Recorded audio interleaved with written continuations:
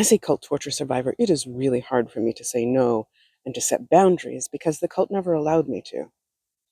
They saw even my body as theirs, as a tool or an object for them to use and exploit for the trafficking to gain money, but also for their own pleasure, for rape and for torture. And I was not allowed to resist and say no. And the times that I did resist to protect other kids, they tortured those kids more, which is a huge level of guilt. They killed sometimes other kids because of it and because of what I did, or that's what they said. And they tortured me more. And those are huge teachings to never resist and never say no. On top of all that, they taught me repeatedly through mind control messages, which are negative control messages paired with torture to make them go in deeper, that I always had to submit, that I had no choice, that they were always watching, all powerful, and that they would kill or torture if I didn't submit. So I have teachings upon teachings that it's not okay and not safe to ever try and resist or set boundaries. And they controlled every aspect of my life, including where I could go, what I could do, who I could see, who I could talk to. And they monitored it, and they always had cult members around. And they controlled every single aspect of the torture.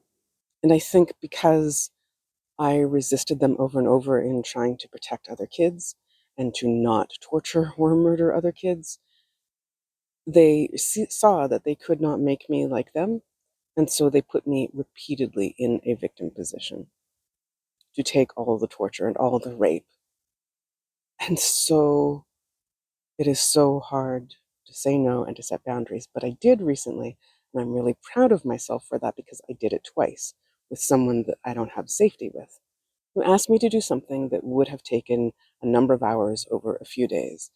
And that would have depleted me on an emotional level and an energy level, even if I was doing okay. But I am really struggling with my mental health right now. It's a hard time of year, and there are other external factors that are making things harder right now.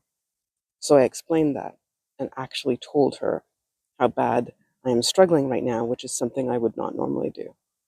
And she said, okay, basically, I'll pray for you.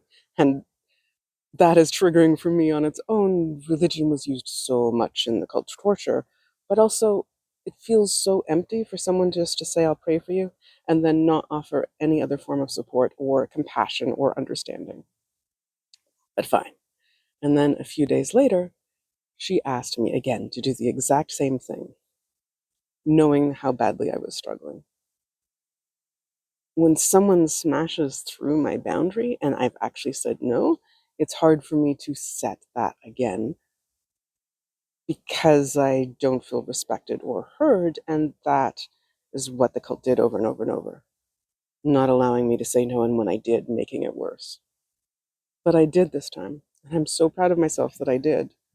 But it took me having to like talk with a friend and talk it through and talk through the guilt of like not being there for someone when I can't. And parts of me who wanted to just push me forward, even though it would have hurt my mental health more, and even though the way to push myself forward would have hurt my mental health. So I'm really proud of myself for doing it. And it's hard for me to do, but I am able to do it more now. Even though for most of my life I was taught that I had no choice, and I was not allowed to say no, and I was not allowed to set boundaries. And so for me, with people, as I am learning safety, I will do it in small ways. And if they respect that, then I will add on to it and I will add on to it and see how they are.